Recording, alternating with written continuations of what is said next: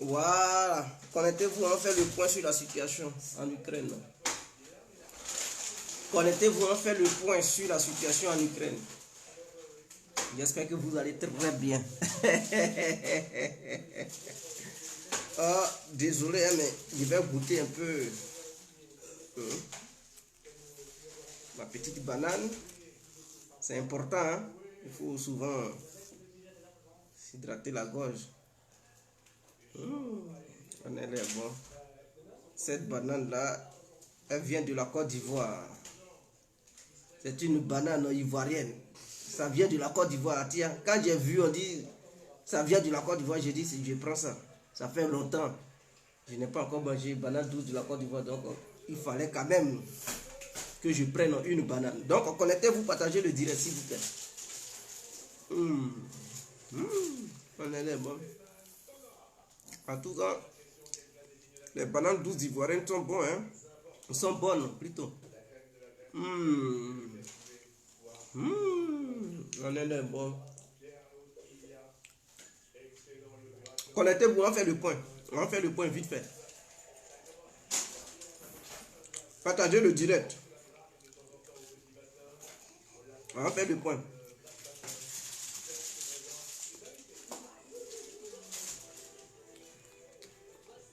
Connectez-vous, on fait le point. Coco Yao Valentin. Big up à vous. Padre Pio. Ça, c'est un nom italien, ça. Big up à vous.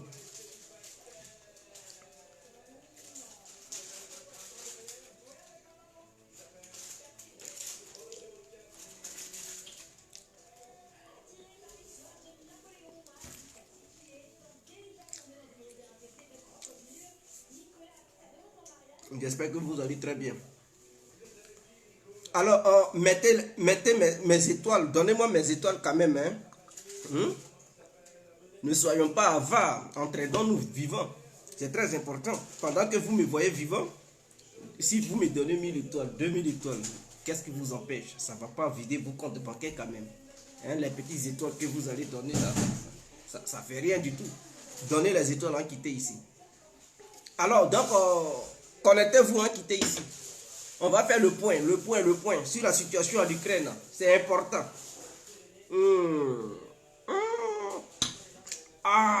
On est les bons. Niawa. Connectez-vous, chers parents, chers frères, chers amis, chers connaissances, chers vieux pères. Voilà, chers vieilles mères. Connectez-vous, partagez la vidéo en pagaille. Mettez la vidéo dans tous les groupes, sur les murs, ainsi que sur les différentes pages. Mettez cette vidéo là-bas entière. On va se laisser en même temps. Faites, on va se laisser en même temps mieux. Faites, on va se laisser. Laissons-nous vivants, tiens. Laissons-nous vivants, c'est mieux. Alors, nous allons commencer. Le direct, c'est très important. On est les bons. Niawa. Godjago. Nyrakatan.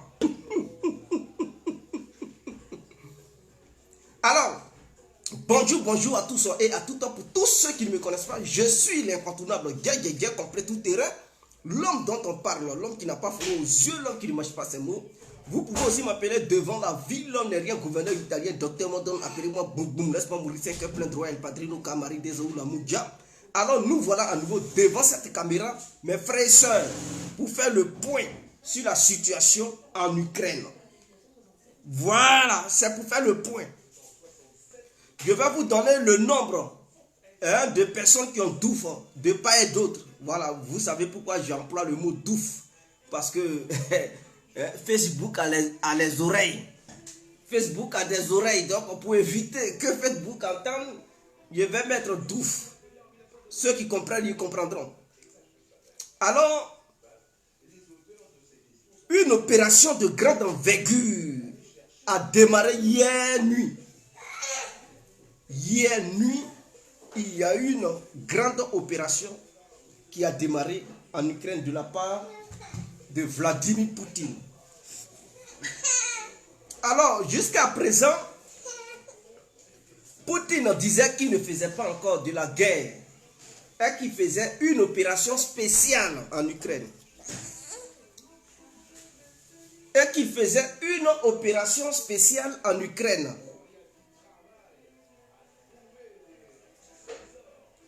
Est-ce que vous comprenez? Et donc, au début, il avait minimisé la résistance de l'Ukraine. La résistance du peuple ukrainien. Puisque, au départ, il avait envoyé 150 000 hommes. Je dis bien 150 000 hommes pour son opération spéciale sur le territoire ukrainien. Suivez mon regard. Et en face, il y avait des milliers de personnes, des milliers de soldats et une population qui était mobilisée totalement. Ce qui faisait qu'en face des 150 000 hommes de Poutine, il y avait des millions d'Ukrainiens qui attendaient l'armée russe qui était partie en Ukraine pour son opération spéciale.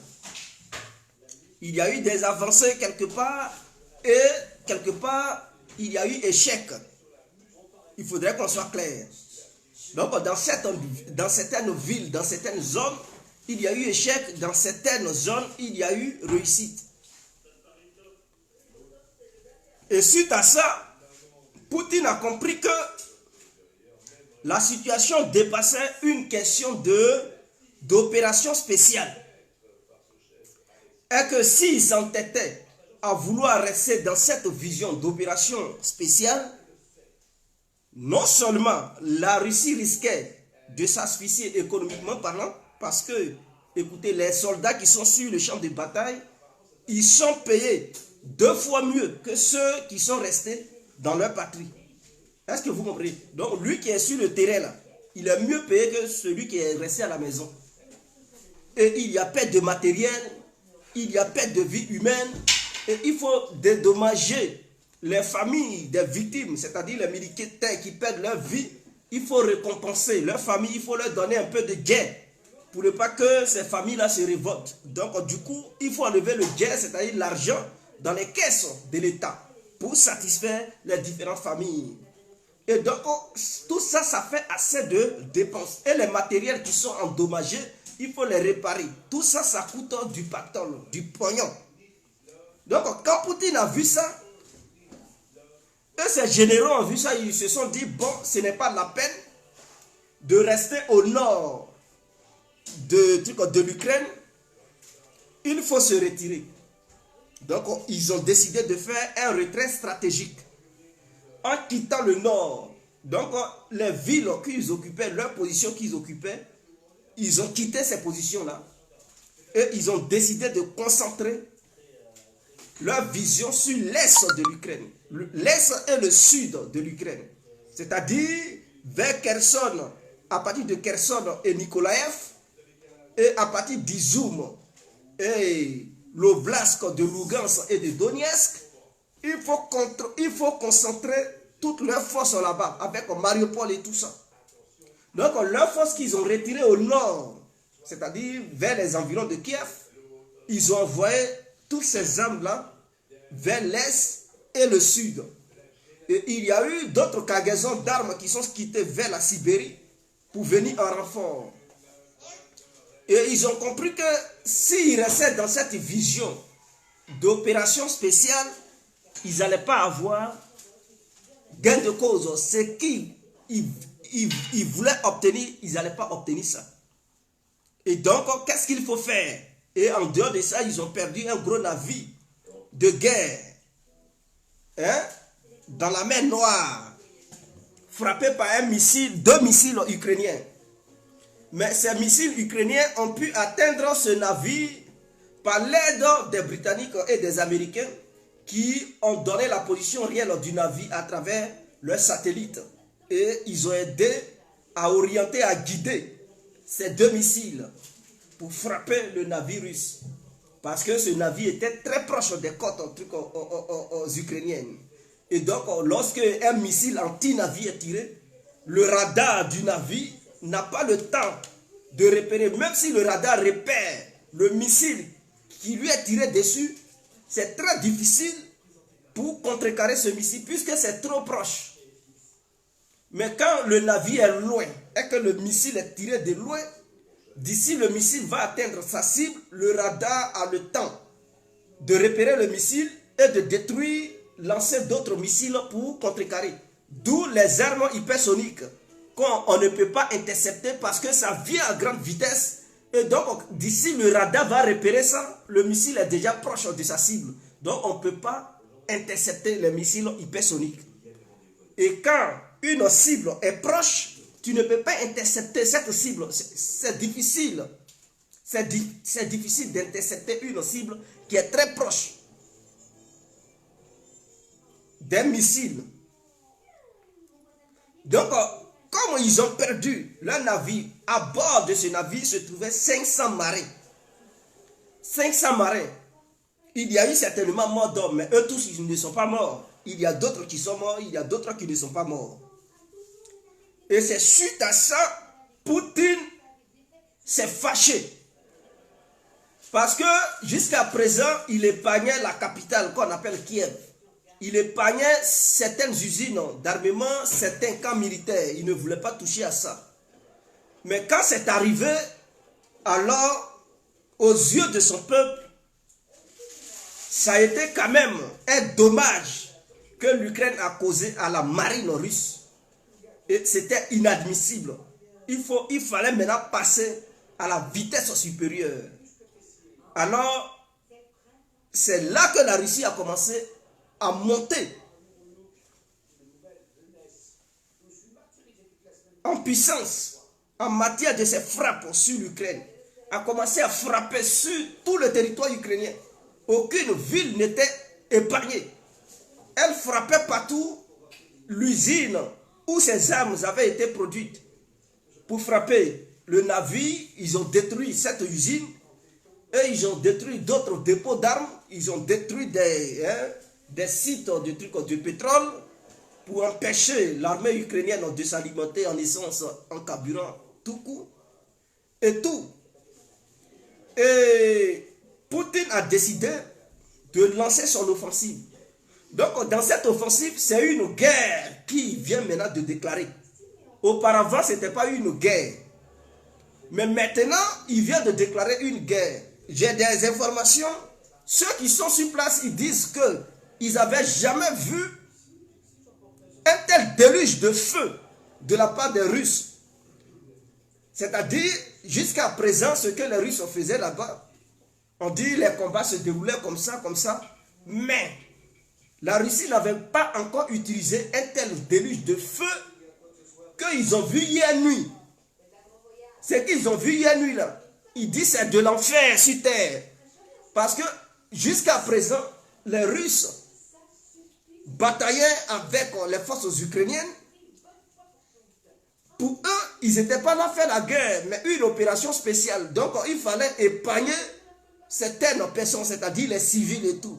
Donc, du coup, ça a provoqué au moins, du côté de la Russie, 15 000 morts. Ça, ce sont des chiffres officiels.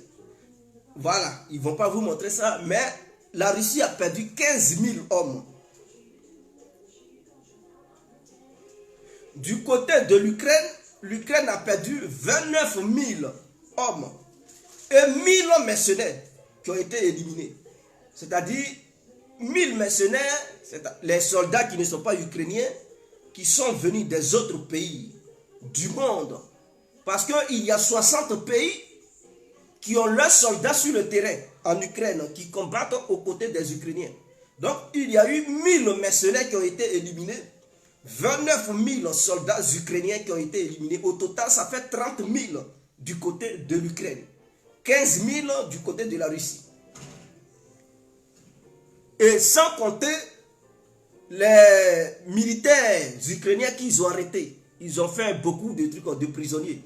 Donc il y a beaucoup de militaires ukrainiens qui sont prisonniers. Il y a aussi des militaires russes qui sont aussi prisonniers du côté des trucs de l'Ukraine. Mais eux, ils ne sont pas nombreux par rapport aux prisonniers ukrainiens qui sont dans la main de l'armée russe. Il y a aussi des prisonniers étrangers, des Britanniques, des Américains et il y a aussi des Français qui se sont fait prisonniers. Ils sont en ce moment dans la main de l'armée russe. Donc,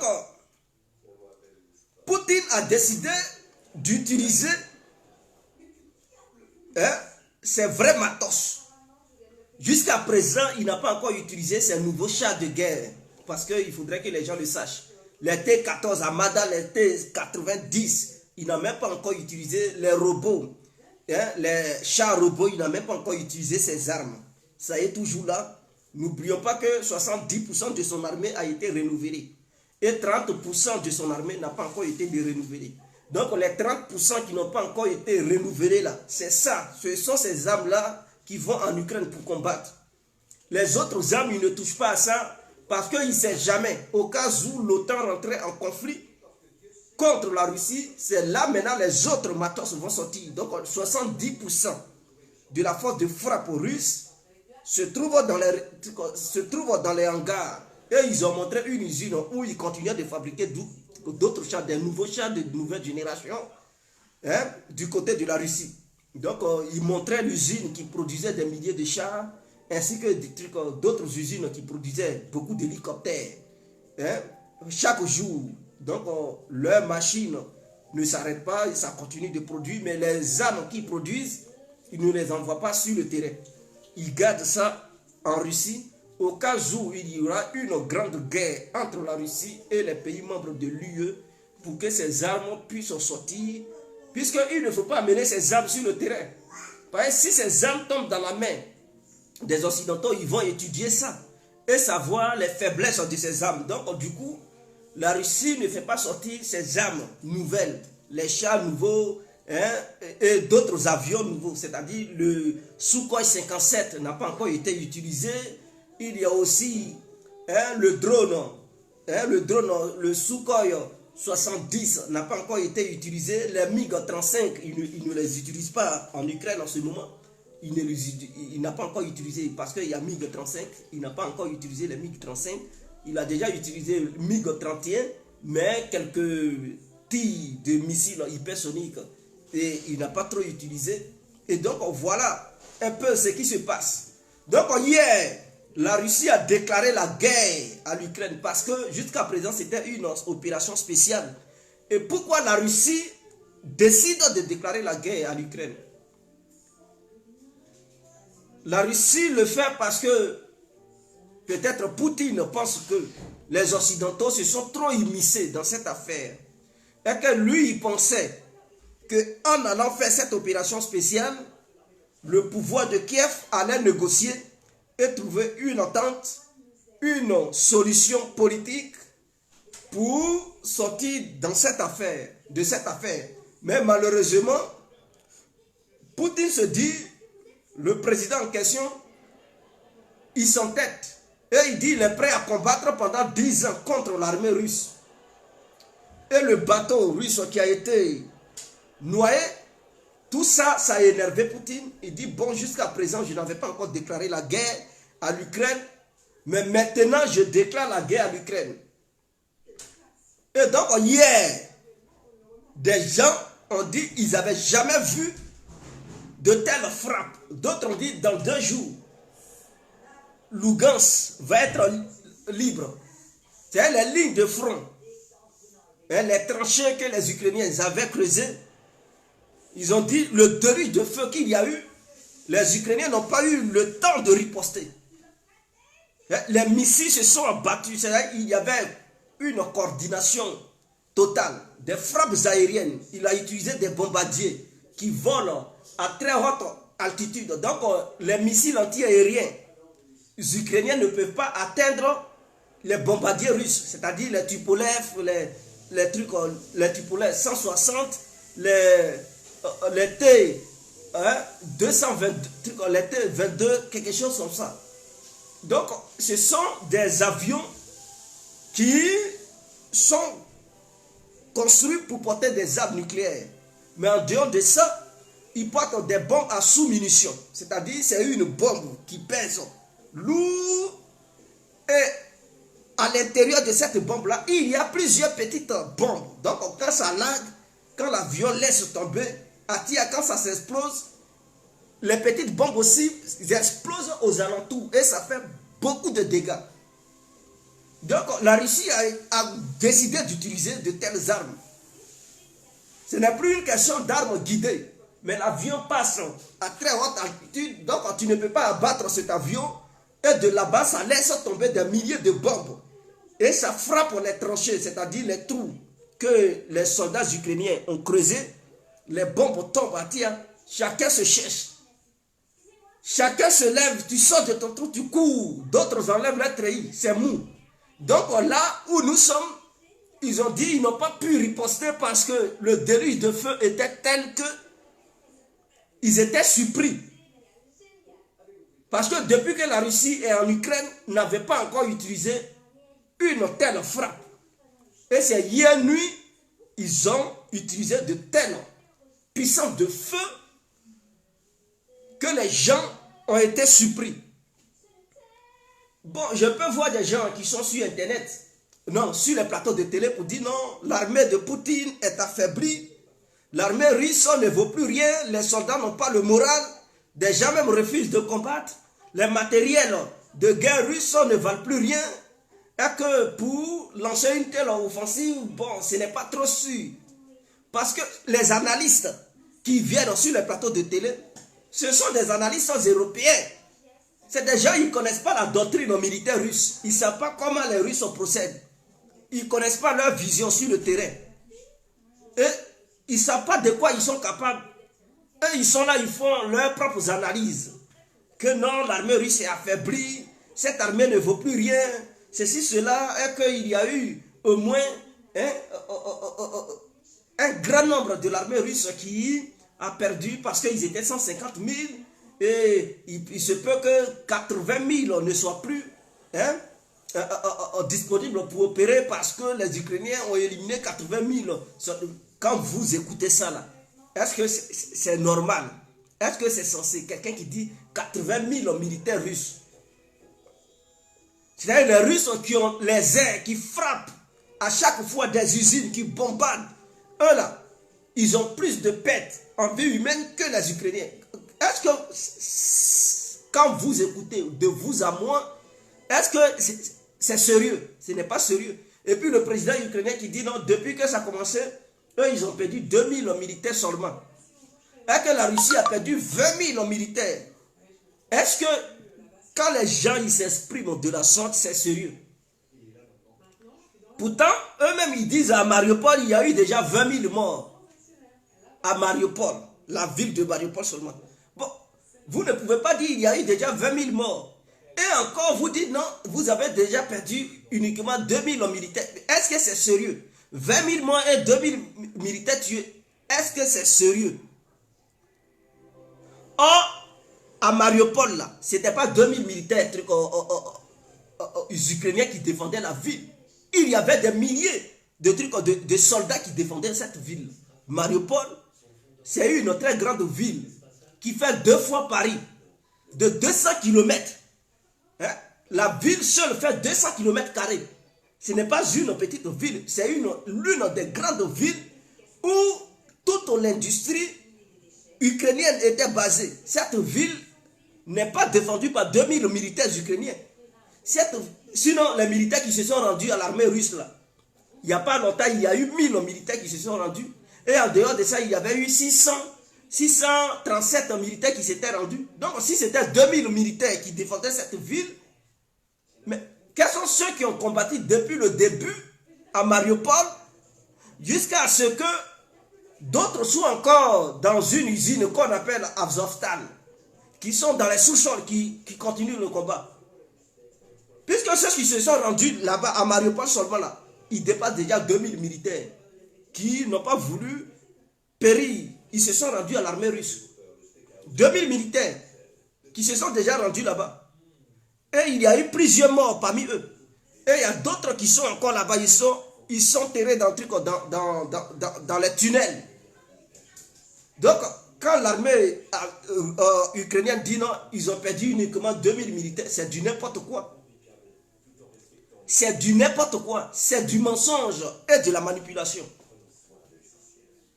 Si l'armée russe aussi dit qu'elle a perdu 1000 personnes, c'est du n'importe quoi. Il y a eu aussi assez de dégâts du côté de la Russie. Il faudrait qu'on le reconnaisse. Ils ont perdu assez de chars, assez de trucs, de matos, assez d'avions. Voilà. Les avions qui perdent là, ce sont les Sukhoi 25 et les Sukhoi 24 parce que ce sont des avions qui volent à basse altitude. Ce sont des bombardiers. Donc des avions qui sont conçus pour ne pas voler très haut.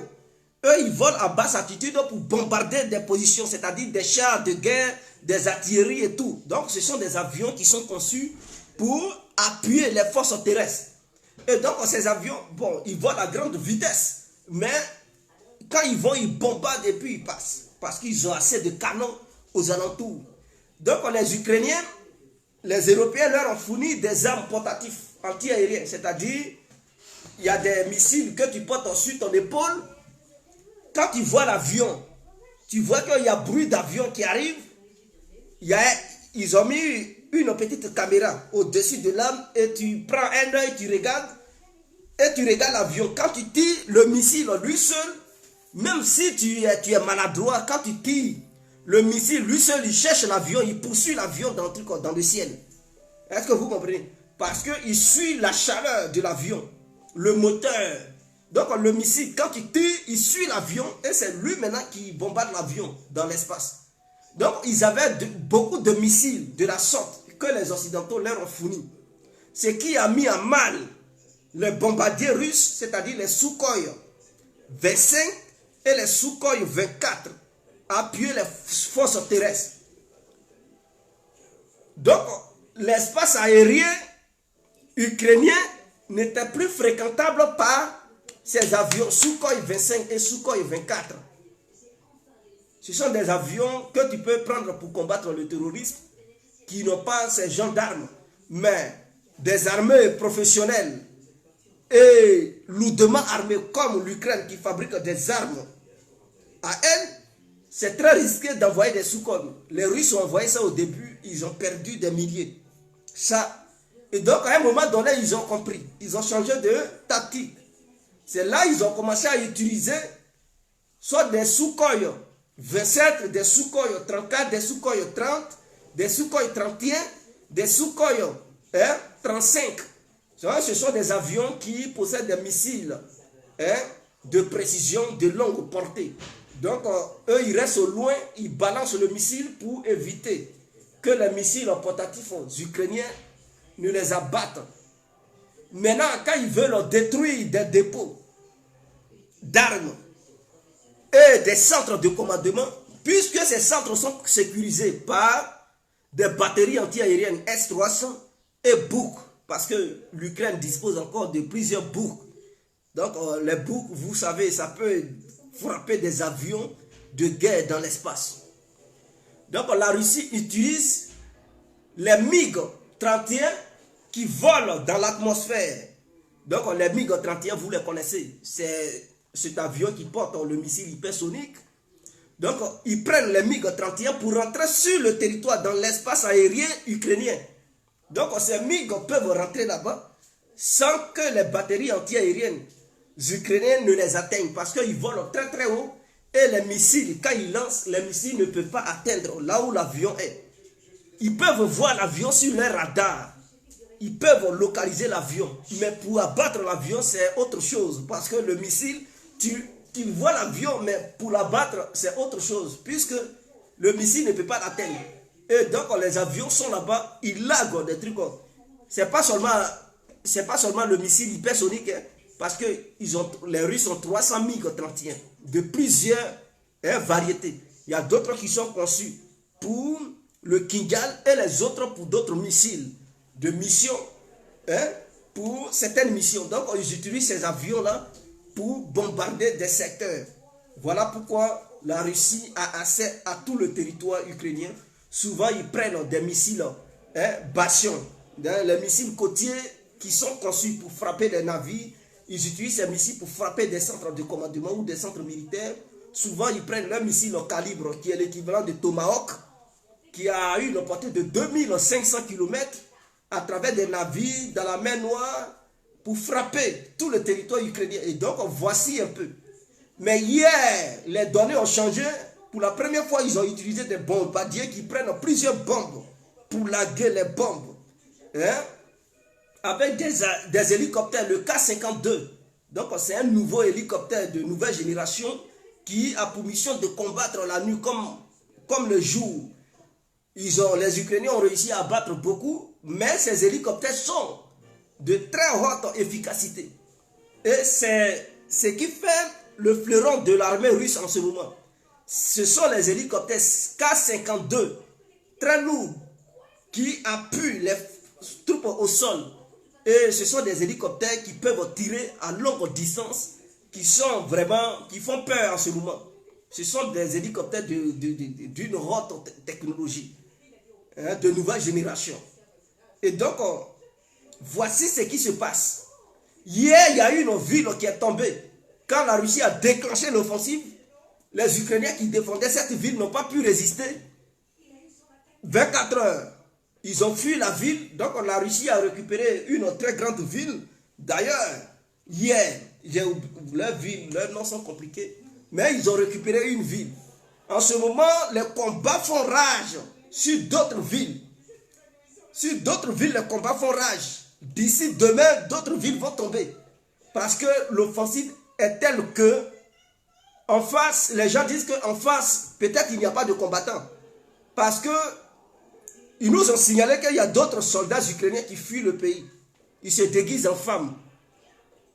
Ils fuient. Et ceux que les Occidentaux ont décidé de former pour les ramener, quand ils sortent de l'Ukraine, on dit allez-y vous faire former. Ils ne veulent plus repartir en Ukraine, ils demandent asile. On dit non, non, non, on ne vous donne pas asile, on va vous ramener. Vous comprenez? Il y a beaucoup de soldats ukrainiens qui se font former en Occident pour ensuite être envoyés en Ukraine pour combattre.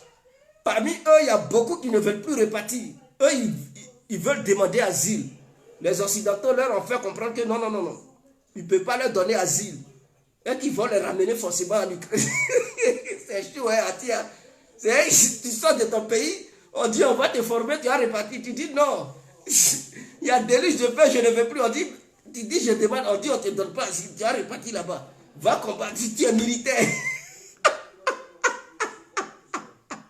Donc c'est chaud en ce moment.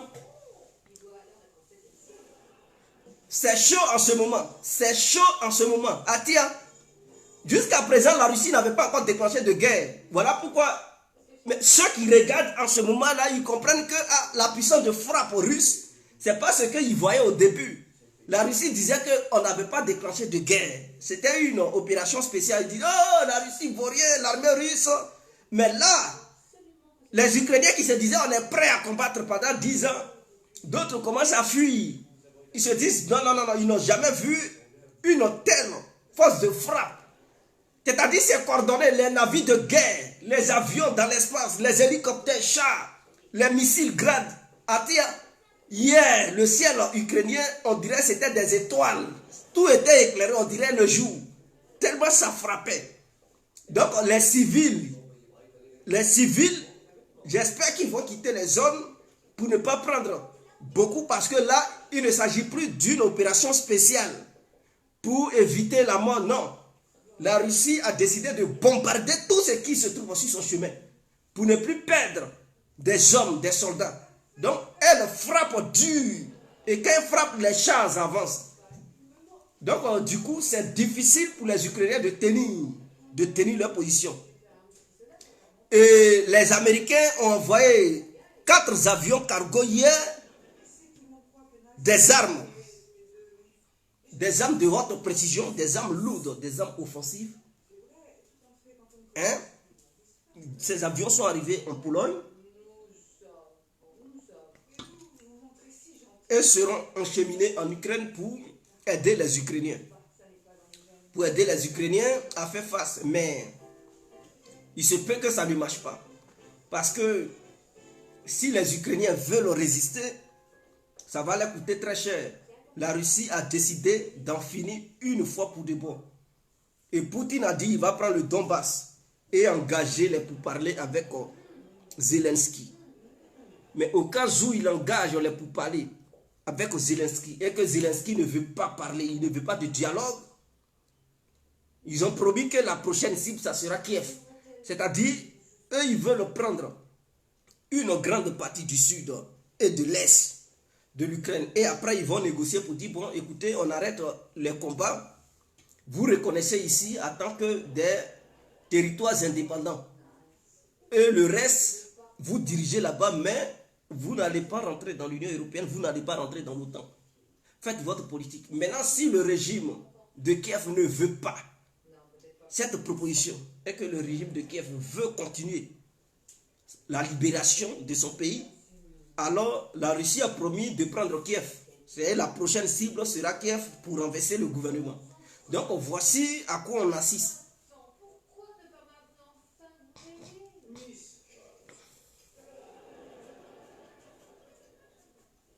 J'ai parlé de ça, c'est pas 600 marins, c'est 500 marins.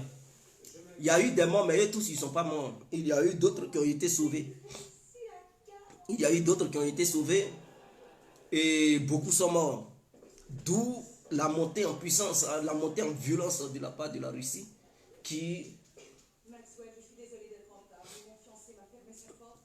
a décidé de neutraliser complètement, de ne plus plaisanter, de ne plus faire une opération spéciale, mais de lancer maintenant une très grande offensive. De lancer une très grande offensive. Donc c'est l'artillerie. Vous savez que l'armée qui maîtrise mieux l'artillerie, c'est la Russie. La Russie est très forte en matière d'artillerie. Oui, demandez, même les armées occidentales le savent, en matière d'artillerie, les Russes, ils sont numéro 1. C'est-à-dire frapper avec leurs missiles Grad et tout ça là, ils sont numéro 1 dedans. Dans l'histoire de l'humanité, ceux qui ont créé de telles armes pour la première fois, c'est la Russie. Les hommes de Staline. Auparavant, ça n'existait pas en Occident. C'est-à-dire les véhicules où il y a plusieurs bouches, les missiles partent à des milliers. C'est la Russie, l'URSS qui a créé ça pour la première fois. Aujourd'hui, les armées occidentales le créent aussi pour eux. Ces gendarmes, l'Amérique a créé sa part, mais les Russes, c'est une question de truc. Ils avaient déjà ces genres d'armes. Et c'est ce qu'ils ont utilisé contre l'Allemagne lors de la Deuxième Guerre mondiale. Ils ont utilisé ces gendarmes. Donc, au fur et à mesure, ils améliorent la portée de ces armes. Donc, le missile Grad, ça détruit des cibles à 60 km. C'est-à-dire ça frappe à 60 km. Donc, les Russes ne sont pas côte à côte avec les Ukrainiens. Ils les bombardent à distance par des milliers. Donc, ils savent où se trouvent les tranchées. Ils règlent la portée du missile, des missiles et tout. Et ils ciblent l'endroit. Donc, les missiles s'abattent sur ces endroits, boum, avec du feu. Et il y a des missiles thermobariques. Quand ça frappe, l'endroit s'allume, ça s'enflamme. Donc, si tu es caché dans un trou, ça frappe, ah tiens, ça prend feu, toi-même tu sors du trou, tu cours. C'est chaud. Donc, voici un peu ce qui se passe. Voici un peu ce qui se passe en Ukraine en ce moment. Ils sont sous le déluge de feu. Et j'espère que les gens vont négocier parce que ça risque de mal tourner pour les Ukrainiens. Si ça continue comme ça, 3 à 4 jours, l'Ukraine va perdre beaucoup de villes. Or, il fallait négocier pour éviter de perdre beaucoup de... Parce que tant que ça dure, quand ça dure, l'Ukraine perd du territoire. Il faut négocier pour éviter de perdre assez de terrain. C'est ça le vrai problème. Quand ça perdure, le combat perdu, l'Ukraine perd du territoire et ça change la conception du côté de la Russie. C'est-à-dire si la Russie avait la volonté de remettre ces territoires qu'elle a conquis dans les mains, qu'elle a conquis plutôt dans les mains des Ukrainiens, la Russie pouvait dire, bon, je vous remets ces territoires et on signe un truc de paix. Mais quand ça dure et que les jours passent, mais à un moment donné, ils vont dire, bon, où on a pris là, on ne peut plus vous redonner ça. Ce qui va faire que ça va faire la répartition de l'Ukraine. L'Ukraine sera divisée en deux. Une partie qui sera contrôlée par la Russie et l'autre partie qui sera contrôlée par les Occidentaux et les Ukrainiens. Maintenant, le problème, la Russie ne va toujours pas accepter que les Occidentaux fassent des bases militaires dans ces endroits. Elle va à chaque fois mener certaines frappes pour détruire certaines zones et tout. Vous voyez, donc l'Ukraine, c'est pas parti pour une instabilité aujourd'hui. C'est-à-dire, même si la guerre cesse et que la Russie voit que l'Ukraine se militarise, elle va faire de temps en temps des frappes. De la manière Israël fait des frappes sur la Syrie, elle va faire quelques frappes de temps en temps pour détruire, hein, certaines armes ou bien certaines usines d'armement. Et ça va coûter très cher à l'Ukraine. Tu ne peux pas investir des milliards pour reconstruire quelque chose et puis à un moment donné, on bombarde encore et ça retombe en ruine. Aujourd'hui où je vous parle, il y a beaucoup d'Ukrainiens qui n'ont plus de salaire. Ils ne sont plus payés. Tout est mélangé. Ils vont les payer comment? Tout est mélangé. C'est-à-dire, on pille les banques. Ah oui, quand il y a la guerre, c'est ça. Hein? Il y a des bandits qui profitent, ils cassent les trucs. Hein? Ils cassent les trucs des banques. Hein? Et puis, ils se servent. Donc, les banques ont été pillées. Beaucoup de trucs ont été volés. Et l'Ukraine n'a plus les moyens. Qu'est-ce que l'Ukraine a demandé à l'Union européenne? L'Ukraine demande à l'Union européenne 50 milliards par mois pour pouvoir payer ses fonctionnaires. Mais est-ce que l'Union européenne peut avoir 50 milliards chaque mois pour donner à l'Ukraine pour pouvoir payer ses fonctionnaires? Pendant combien de temps? Peut-être qu'ils peuvent avoir 50 milliards maintenant. Mais est-ce que chaque mois, l'Union européenne est capable de donner 50 milliards chaque mois pour payer les fonctionnaires? C'est impossible. C'est impossible. Puisque ici, là, en Europe, ici, là, c'est chaud. C'est chaud. Tout commence à monter. Les trucs deviennent chers. Et est-ce que vous pensez que la population européenne va regarder l'Union européenne prend 50 milliards pour donner ça à l'Ukraine tout le temps? Mais les gens vont se révolter ici en Europe. Donc, il ne faudrait pas que l'Ukraine se voile dans la face. Que le président ouvre les yeux pour dire 50 milliards qu'il a demandé par an, là, par mois, là, il peut pas avoir. Même Washington ne peut pas donner une telle somme par mois. Les États-Unis, 50 milliards par mois pour payer. Non, ils ne peuvent pas. Ou bien il veut surendetter son pays. Il peut. Je ne comprends pas, il y a des gens qui ne. C'est-à-dire, toutes ces armes qu'on lui envoie, ce n'est pas gratuit, hein, c'est payant. C'est l'État ukrainien qui va payer. C'est l'État ukrainien qui va rembourser. Donc, tout ça, nous, on apporte des aides. Non, non, non. Des gens, ils font leur business, ils vendent les armes. Quand la paix va revenir, ils vont demander aux Ukrainiens de rembourser tout ce qu'ils leur ont apporté. Et ça, les Ukrainiens vont payer ça cher. Ça, le peuple ukrainien va vivre en enfer. Et c'est ce qu'ils ne comprennent pas. Ils sont dans les émotions. Mais tout ce qu'ils dépensent, tout ce qu'ils reçoivent comme aide n'est pas une aide. C'est un crédit. C'est un gros crédit qui va s'abattre sur l'État ukrainien. De telle sorte que les Ukrainiens vont devenir tellement pauvres qu'eux-mêmes, ils vont fuir leur pays.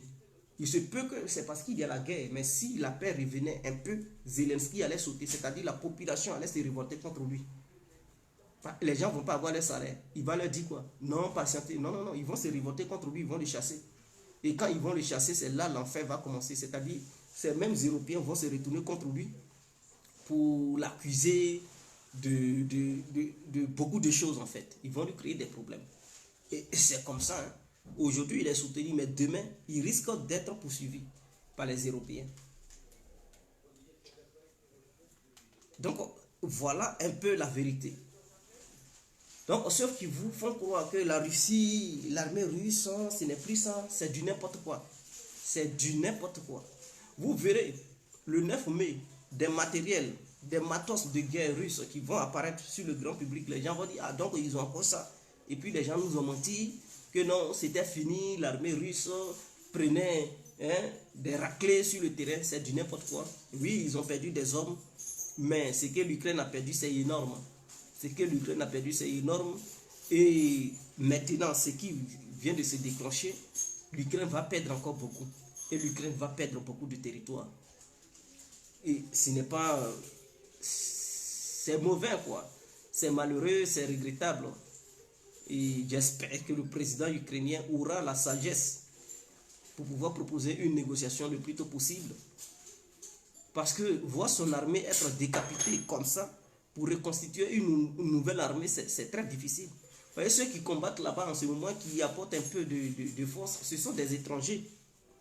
C'est des gens qui viennent d'ailleurs, qui apportent, qui donnent main forte aux soldats ukrainiens.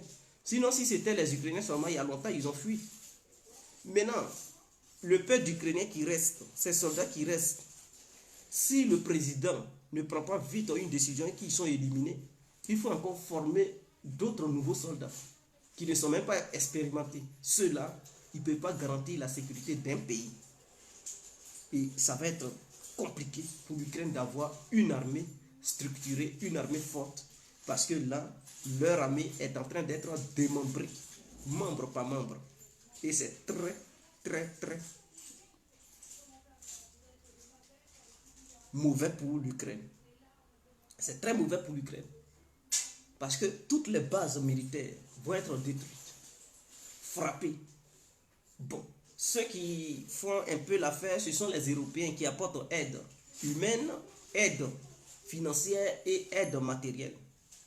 Dans tous les domaines, ils aident les Ukrainiens en hommes, parce qu'eux-mêmes, ils sont là-bas, leurs soldats sont sur le terrain, et en armes, et en renseignement, en trucs. Mais le jour où ces gens-là vont se retirer, les Ukrainiens vont devenir quoi? Le jour où ils vont se retirer. Parce qu'à un moment donné, l'Ukraine sera un pays très très appauvri.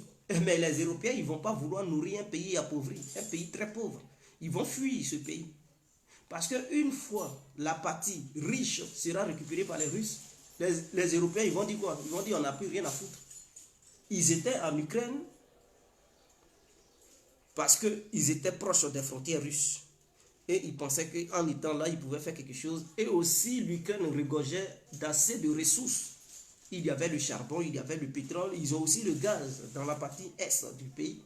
Et ils ont le blé. Donc pour eux, c'était ainsi que les avions, les moteurs, certaines technologies. Mais la Russie est en train de détruire tout. Elle est en train de récupérer les parties qui sont essentielles. Mais à un moment donné, les Européens vont dire non, écoutez, quand la guerre va finir, ils vont signer le truc, ils vont les laisser. Ils vont les abandonner. Moi, je vous le jure. Ils vont les abandonner et c'est là ils vont connaître la misère. Ils vont dire, ah mais l'Europe nous a trahis. Et ça, personne ne va encore reconstruire le pays. Les Européens, ils ne peuvent pas aller là-bas pour reconstruire le pays. Non, pour reconstruire le pays, là, ça va devenir encore un problème. Ils vont regarder de gauche à droite parce qu'ils vont hésiter. Ils vont dire, ah, si on reconstruit le pays, que Poutine vienne détruire encore, on perd. Donc, ils ne vont pas s'engager à vouloir reconstruire le pays entièrement. Et ça, les Russes, les Ukrainiens ignorent ça. Ils ne comprennent pas. Parce que reconstruire le pays, c'est reconstruire l'armée, c'est reconstruire tout, leur fournir un truc. Or, la Russie dit, elle ne veut pas voir l'OTAN au sein de l'Ukraine, elle ne veut pas voir une Ukraine militairement forte, une Ukraine qui va menacer le territoire russe. Et donc, ce qui résume encore des frappes sur l'Ukraine. Et les Occidentaux comprennent très bien. Et donc, quand la guerre va finir, ils vont abandonner les Ukrainiens. Ils vont dire, venez, venez, on vous donne asile. Venez chez nous. Et ils vont procéder par là pour recruter des cerveaux, c'est-à-dire des personnes cultivées, des scientifiques aux Ukrainiens. Ils vont les recruter chez eux, puisque ça sera la misère totale en Ukraine. Ils ne vont pas reconstruire l'Ukraine. Et l'Ukraine sera surendettée. Ils vont leur demander de rembourser leur argent.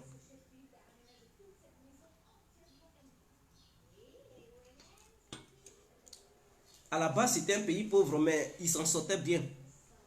C'est pauvre parce qu'il y a des dirigeants corrompus qui ont fait alliance avec la mafia internationale pour piller les biens de l'Ukraine. Sinon, l'Ukraine est un pays riche. Ils produisent assez de blé, ils produisent le charbon, ils produisent un truc comme l'huile qu'on appelle tournesol. Il y a le pétrole, il y a le gaz. Ils fabriquent des moteurs de certains avions. Ils fabriquent des navires. Donc, ils avaient tout ça. Mais pourquoi ça a chuté? À un moment donné, ils ne pouvaient plus fabriquer des navires de guerre parce que ces gens-là ont détruit ces sociétés. Ils ont volé l'argent. Et donc, du coup, l'Ukraine, ils ont la technologie, mais ils n'ont plus les moyens pour construire leur navire. Ils ont la technologie pour faire des avions. Mais au lieu de faire ces avions, quand ils fabriquent les moteurs, au lieu de faire des avions, ils vendent ça à d'autres pays. Ils donnent ça à la Turquie ou à la Corée du Nord. Ils donnent ça aux Européens. Ah oui, vous ne savez pas, il y a certains moteurs des avions européens qui sont fabriqués en Ukraine. Mais à quel prix? Le peuple ne gagne rien dedans. Et puis les riches prennent l'argent, ils s'en vont se payer des buildings aux États-Unis, en Angleterre, en Europe. Et ils sont à l'aise. Pendant ce temps, le peuple souffre. Et ceux qui... Si je vous dis, dans les entreprises ukrainiennes, ce sont les Européens qui dirigent là-bas. Le procureur général, le procureur de la République ukrainienne, il a été nommé par les États-Unis. C'est les États-Unis qui ont dit c'est lui là. Lui qui était là, les États-Unis disent qu'ils n'aimaient pas le monsieur. Eux, ils ont nommé un autre procureur. Pourquoi? Parce qu'ils savaient qu'il faisait n'importe quoi et qu'ils ne voulaient pas que l'affaire éclate au grand jour. Donc, ils ont mis leur pion. Vous savez,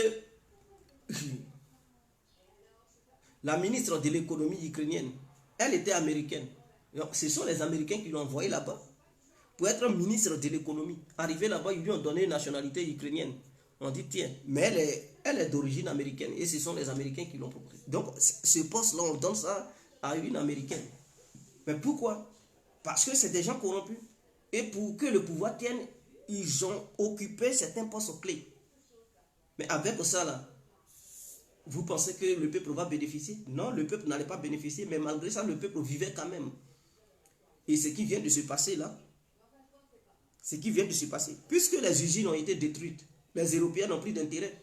Ils vont dire, mais on va faire vos avions Antonov.